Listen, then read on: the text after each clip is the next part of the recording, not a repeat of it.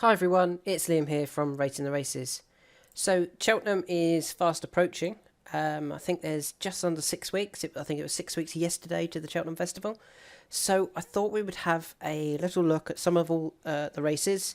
And I'm going to do 4 videos, one for each day, talking about the races, who catches my eye at the moment, and potentially why I may want to be having a bet on one or some of these in the race.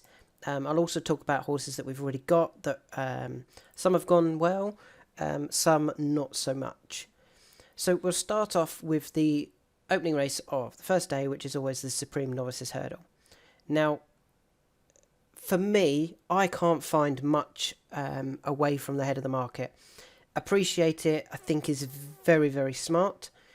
As you all remember, he made my horses to follow at the beginning of the season, after his second in the Champion Bumper last year. But I thought he was going to be a 3-miler. I thought he wanted further.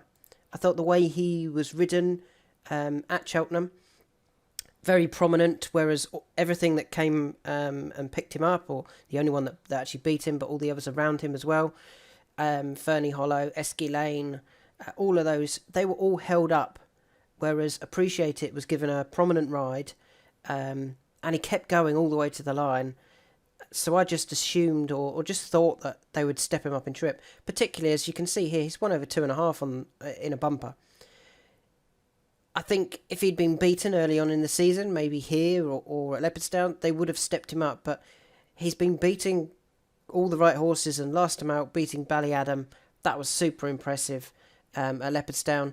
He's back on Sunday, hopefully. You can see here, this is a professional feature that the ratings are already available for professional members for Saturday and Sunday.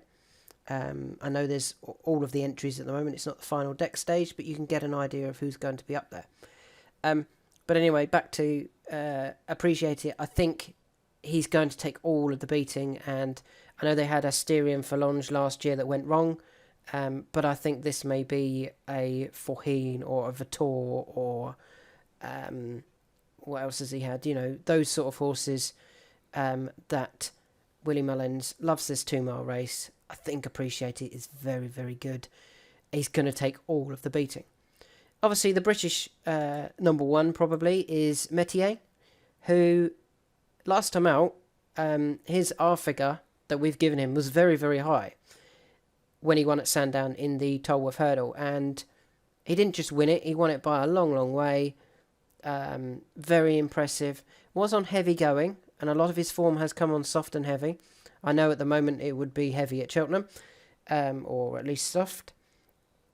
If it does come up good, may that just be a little bit of a hindrance to him, possibly.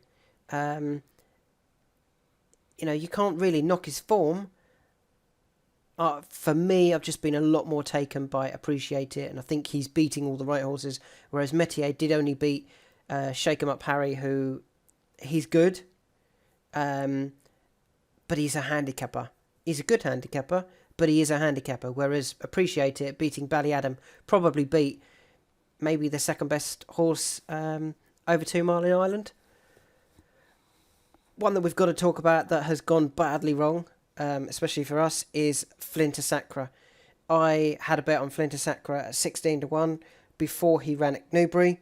He finished 4th. He finished 12th last time at Doncaster. He's not going to turn up. He doesn't have a clue how to race. He is a nutcase. Nicker de Boinville just continually holds him up. I'd love to see them let him go. Just, forget about trying to hold the horse, see what happens, let him go 30 lengths clear and see if he consents to finish his race off. As I said, he's not going to turn up at the Cheltenham Festival, and that is unfortunately a losing bet for me. But, hopefully we've got others that can make up for him. So, the Supreme Novice, I think Appreciate It really is the one to beat. It's really unoriginal. He's the 11-4 favourite. Metier probably is the second best at 7-1. If I was just to have a bet now, I would probably still go with Appreciate It, and I think he wins at the weekend, and he'll be 5-4 at the weekend.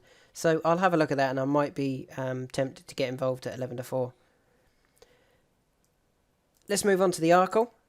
Now we've got Shishkin. We've got Shishkin at a much bigger price. I think we're on at tens. After he won the Supreme, I tweeted straight away he wins the Arkle, and nothing has made me change my mind on that at the moment. Brilliant at Kempton, brilliant at Kempton, brilliant at Doncaster. He very much reminds me of Altior because I think he's got the 2 mile 2 stamina and has the pace for 2 mile. He just sometimes, especially at Doncaster, it happened.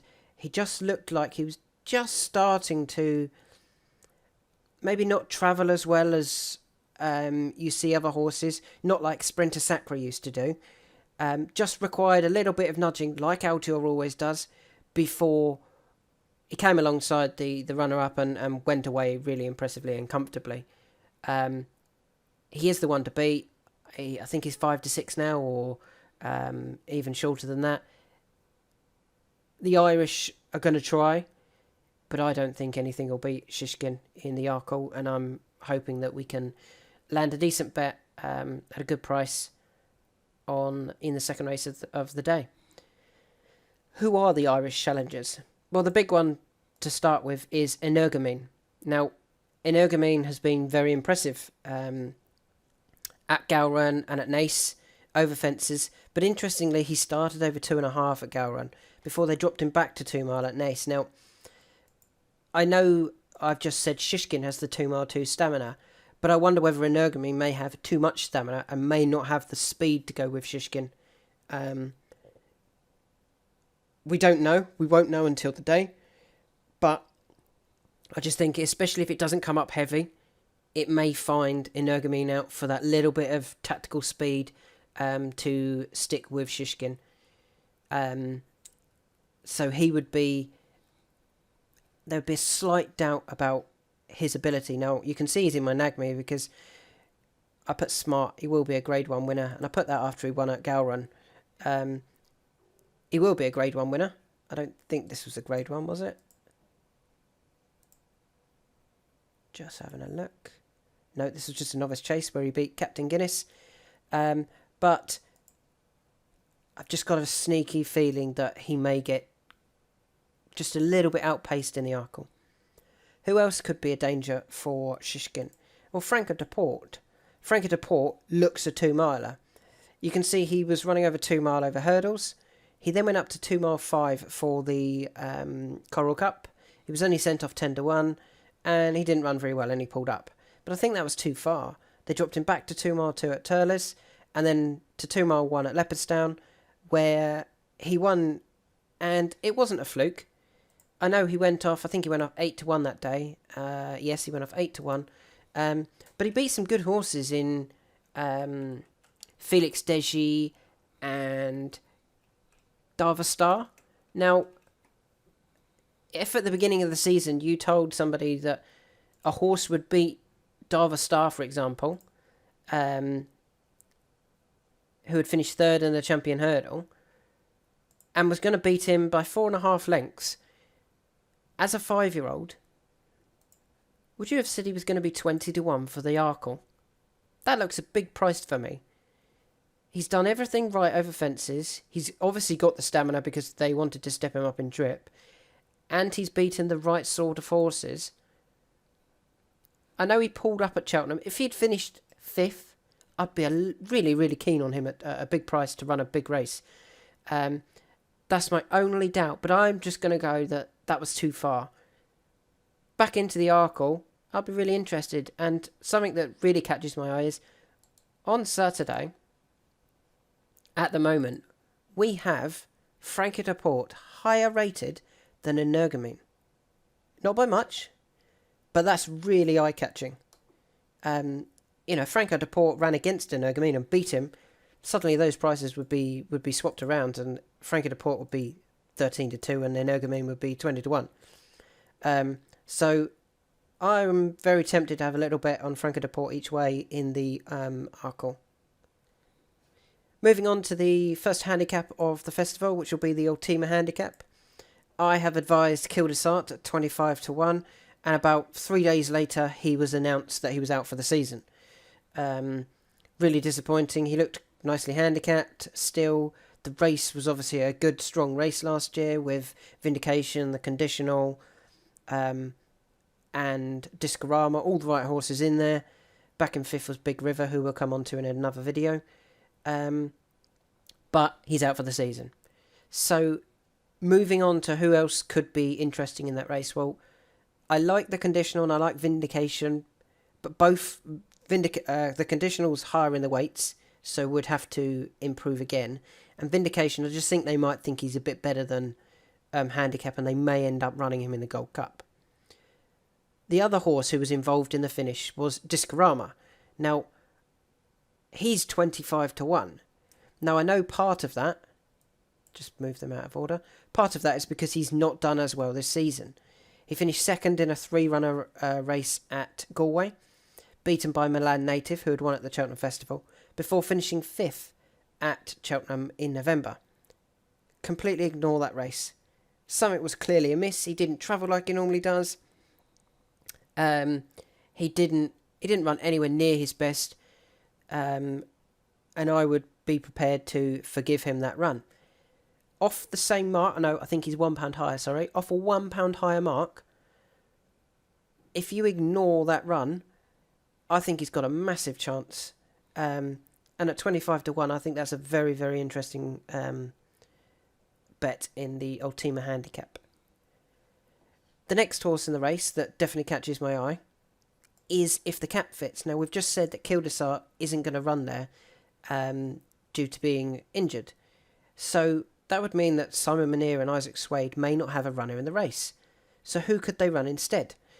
What about If the Cap Fits? Now, he was a Grade 1 winner over hurdles, had some really good form, and has now been sent over fences after moving to Isaac Swade and Simon Munir.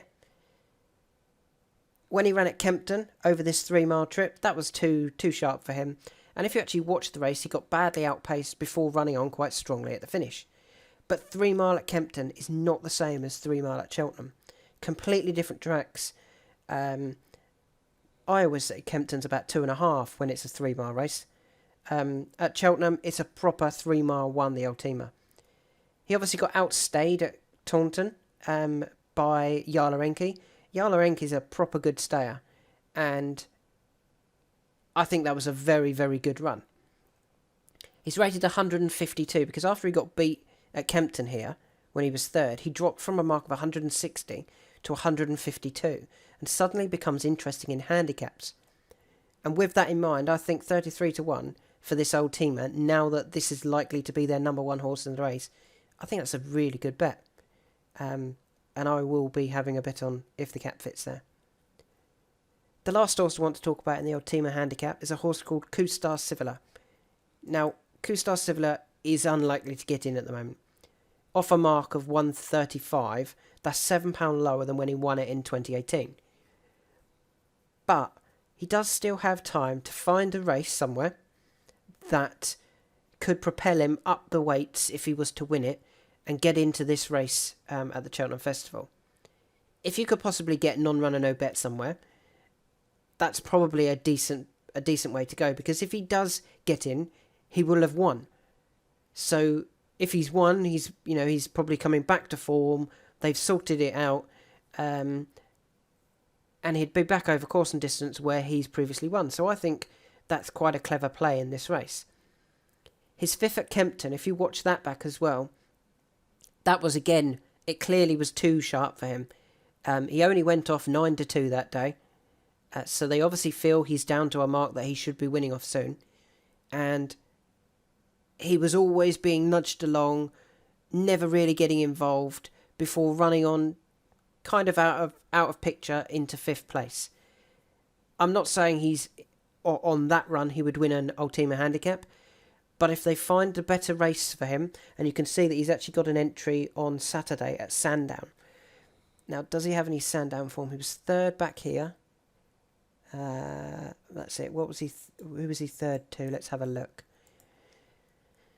He was third to. He was third in a listed race behind Elegant Escape and Thomas Patrick, actually beating Terrafort. Now, that's good. That's a much better race than what he's likely to run in here. Let's have a look to see who's in this race at Sandown. So this is an amazing new feature with the early ratings. You can have a look. So it's a Masters handicap chase. It has a lot of... There's some good horses. St Bart's, Two for Gold, Danny Whizbang's interesting. Kustar Silva is right at the bottom of the ratings. But he'll likely be right near the bottom of the handicap as well.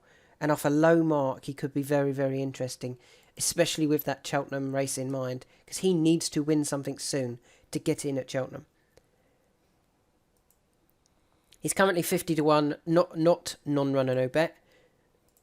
Let me just load up and have a look to see what he is, non-runner, no bet for that race as well, if we can get that. Just loading it on my other screen. He is... Got to go right to the bottom because he's... You can get 25 to 1 non-runner, no bet. Well, if he turned up in the race, I actually think that's quite a good price for a horse who's not been informed, because we know he will be informed. He will have come there off the back of a win, and hopefully going back up the right way. He's only 9. It's not like he's 10 or even older than that. And interestingly, that was a novice handicap, but he won a handicap at Exeter a couple of weeks before winning at the Cheltenham Festival. I wonder if they can find a race for him in the near future, that they could get a win into Kustar Silva quickly before the festival. So that's quite a lot to dissect there on the Ultima handicap. Let's move on to the Champion Hurdle. So the Champion Hurdle, we're on Abracadabras at a better price. Oh, no, we were on Abracadabras at a better price before his last run, when he disappointed. We were on at 12s. He's now 14s. I think one thing we definitely have to look at with Abracadabras is his Cheltenham form. He has finished a neck behind Shishkin here. And he's also finished 4th in a champion bumper behind Time Hill, who is second favourite for the Stayers Hurdle. Envoy Elen, who is favourite for the Marsh and is still unbeaten. And Blue Sari. Now, Blue Sari has yet to really do anything over hurdles or over fences. But I just wonder whether there might be a handicap for Blue Sari this year as well. If you took out Blue Sari and you just said it was Time Hill, Envoy Elen and Shishkin, how good a form does that sound? That's amazing, just to be beaten by those 3 at Cheltenham. And we know horses come back at Cheltenham and run well again at the Cheltenham Festival. He should get the strong pace that he wants. Last time out they put a tongue tie on. Clearly didn't work. I expect to see that dropped off on Saturday. And hopefully he'll run a much better race. Another horse that comes into my reckoning, I think, is Bouvoudère. He will have clearly needed the run last time at Haydock on the heavy ground, where he gave the winner far too much rope, and I don't think it was a bad run from Bouvoudère. One thing we've got to remember with Bouvoudère is his injury was a different type of injury. It's not like he got a muscle injury and could be still feeling that muscle injury. He had some wood in his hoof, basically. So it was like getting a really bad cut on your arm or a cut on your leg. That's not going to prevent you from running and being at your best in the future, unlike having a bad muscle strain or a bad muscle tear. That could reduce your ability. This shouldn't reduce his ability too much, and he's not too old, in my opinion. It was a little bit disappointing at Haydock, but surely he would have needed the run. He'd been off since November 2019. It's not like he's unbeatable everywhere and away from Cheltenham. He's been beaten at Kempton before, beaten at Aintree, beaten at Newcastle, beaten back here at the Cheltenham Festival behind Altior, and I can't remember who was second that day. He's a much better horse when he comes to Cheltenham. And I just got a feeling that at 22 to 1, I think that's a big, big price. If he was at his best, he beats everything in the Champion Hurdle quite comfortably, in my opinion. It's 5-4, 6-4 would be a fair price on a fit Bouvier from 2019. So at 22-1, I actually think he's quite interesting. Obviously, we have to talk about the favourite here, Epatante. She was very impressive at Cheltenham when she won the Champion Hurdle last year.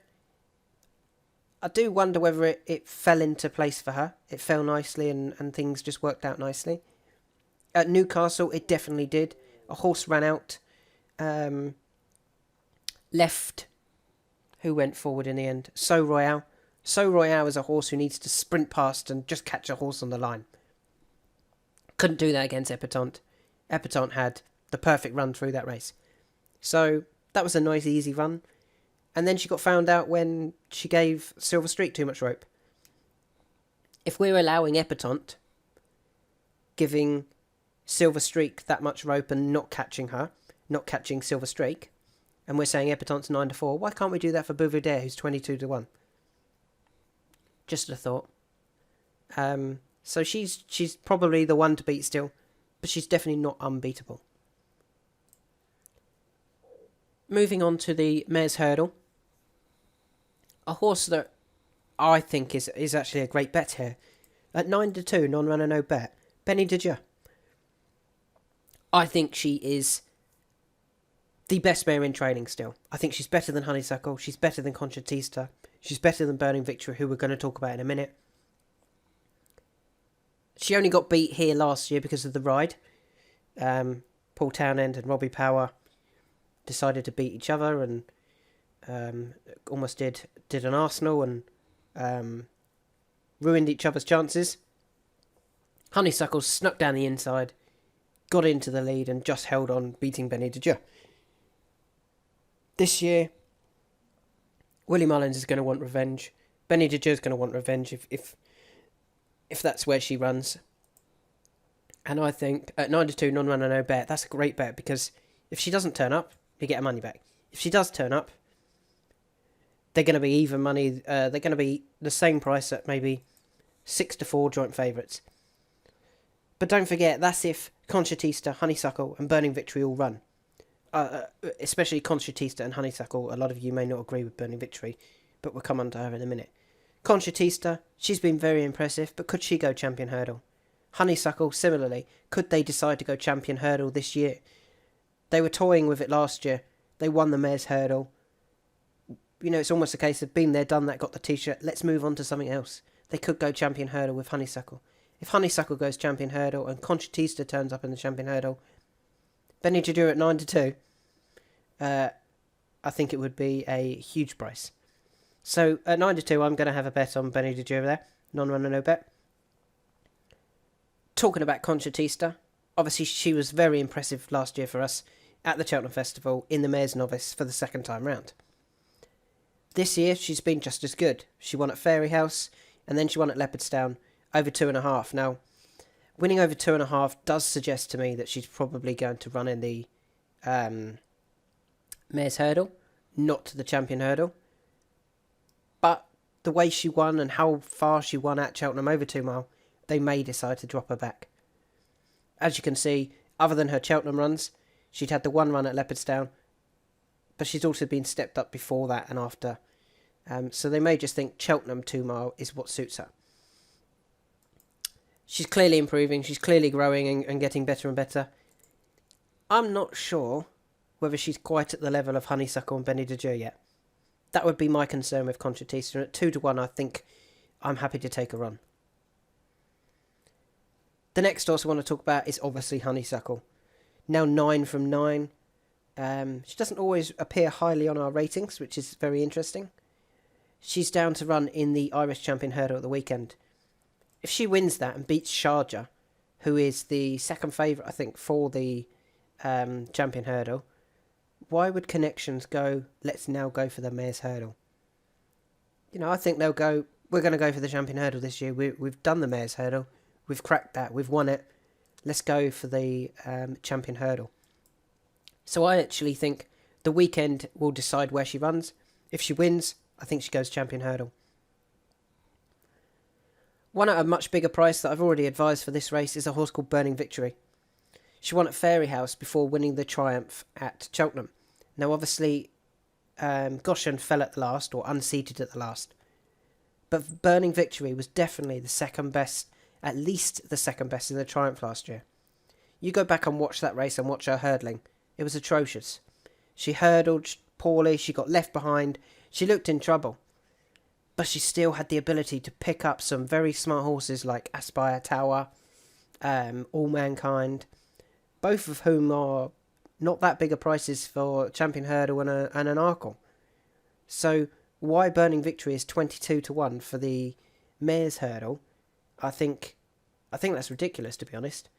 I'm just going to load up what she is non-runner, no bet. I imagine she's a lot shorter, because if she does turn up, she's going to have a massive chance here. Obviously, she's not run since winning at the Triumph, but when does Mullins ever run a horse, or especially a mare, ever run a mare 5-6 times? He doesn't. I'm just trying to see if we can find her. Ah, interesting. She has not been entered. So we can scrap that one. Just double checking. Yep, she's not been entered in the Mares Hurdle, so she won't be winning that, so we can completely ignore that last bit. Let's move on to the next race then, which is the Boodles Juvenile Handicap Hurdle, or the Fred Winter as a lot of people refer to it. It's changed its place. It's now on day 1. And there's 3 that I'm interested in here. The first one is a horse called Saint Sam. Now, Saint Sam has an entry on Sunday at Leopardstown in the Grade 1 Spring Juvenile Hurdle. Now, he's not going to win that. Not going to win that. There's some better French Assil, Yumdor, that one, however you say that, are better horses than Saint Sam at this point in time. And he's also finished now 2nd and 4th behind the favourite for the Triumph Hurdle in both races. Why would you go to Cheltenham and take on that horse again? You've already been beaten twice and quite comfortably. Run it in the Fred Winter, off a handicap mark, and I think Saint Sam's got a great chance. Especially if Zanahiyr had... obviously, that would be afterwards, but if Zanahiyr wins the Triumph, it could just be that he's bumped into a really good horse. So, if you watch his 4th, last time out, didn't get the clearest of runs, down the inside, trapped away. When he pulled out, he started to run on. If he'd had a clear run, I think he would have finished 2nd. So, I'm really keen on Saint Sam for the Triumph Hurdle, for the Fred Winter. And I think he's worth certainly having a look at. You can currently get 14-1 about Saint Sam for the Fred Winter. And he is also 40-1 for the Triumph. Why would you run it in the Triumph? Honestly, that just would not make sense to me. Moving on to another horse that catches my eye in the Fred Winter is a horse called Good Ball. Now, Good Ball was top rated on debut at Newbury in a novice hurdle. Not a juvenile hurdle, a novice hurdle. And I thought he was given a very interesting ride by Harry Cobden. You could see Harry Cobden was really asking him, come on, let's go, come on. He was really working away down the whole straight at Newbury, as if he knew that the horse had a lot of ability and just needed to have that encouragement to get going. He did eventually get up to win, and I thought that was a very good run. He's only 18-1. I think he will have learnt plenty from his run at Newbury. And if he does run here, I think he could be very, very interesting. The last horse I want to talk about in the Fred Winter is a horse called Rivière de Tel. Now, Rivière de Tel is in the Scottish County Hurdle at Musselburgh.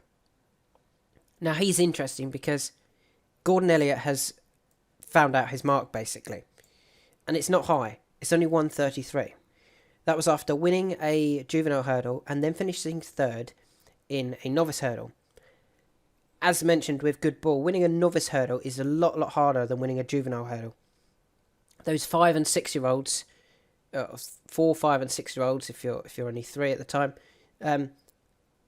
just are much stronger and better horses at that time. So finishing third wasn't a bad run. The winner had previously finished 5th in a Grade 1 behind Appreciator, and the runner-up had some good form as well. So I'm interested to see what Gordon Elliott does here. Does he want to try and win a Scottish County Hurdle for 15 grand?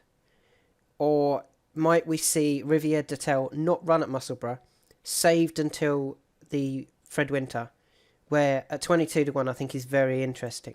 I do want to have a look to see if we can get a non-runner no bet on that.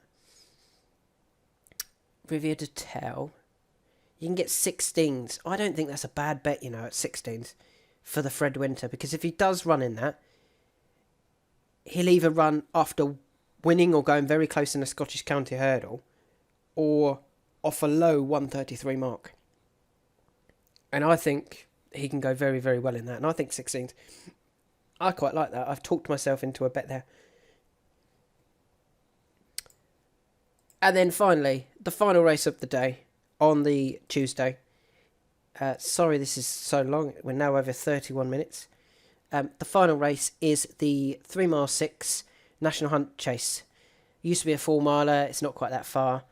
And this could be interesting because normally this is amateur ridden. But are they going to be allowed to ride at the Cheltenham Festival? So it'd be interesting to see what happens here. So let's have a look at 3 horses that catch my eye here. The first one is Next Destination. He's available at 10 to 1. Did you know he's actually been in the first 3 in 10 of his 11 starts? The only time he wasn't, he was 4th at Cheltenham in the, is that the Champion Bumper? Let's have a look. In the Champion Bumper. That's good form. And I think last time when he beat Fiddler on the Roof, I thought that was a really good run.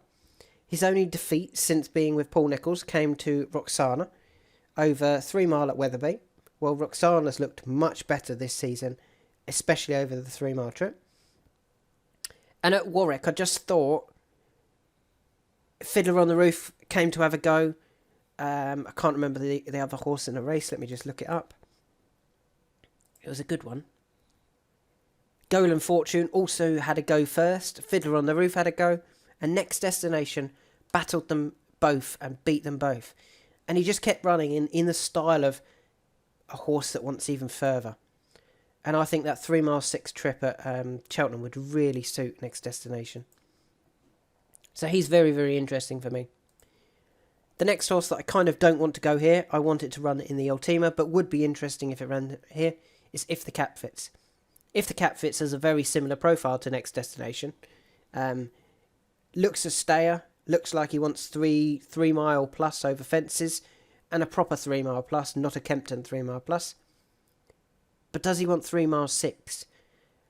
I know he was beaten by a real proven, stamina-laden Yalarenki last time, but I'm just hoping with the injury to Kildesart, connections go, we want to run in the Ultima instead. The final horse that I do want to talk about, and do think you need to look at, is this horse called Lord Royal. When Lord Royal won here, I'm just going to load up a couple of these. He beat some decent horses, finished beating Farmix, but then it was this run that really caught my eye. He was second to Run Wild Fred in a Grade 3. Now obviously we know Run Wild Fred has recently finished second in a Thaistis, and is a very good horse in himself. His most recent run, Lord Royal, really caught my eye as a horse who clearly needs further. He still needs further again. The 3 mile at Navan wasn't far enough. He was staying on again at the finish, closing down on the winner, but didn't quite get there. I think he could be the one that they go, we want to try him over a long, long distance. And I could see him being a national horse of the future. And I think this 3 mile 6 trip would really suit him at the Cheltenham Festival. So there's some horses that I like and that have caught my eye for the races so far on day 1. I will highlight which ones I am going to have a bet on and which ones I think are just interesting at those prices in this blog post. and hope that gives you some idea of as to where I'm looking at the moment on day one. Thanks for listening, guys.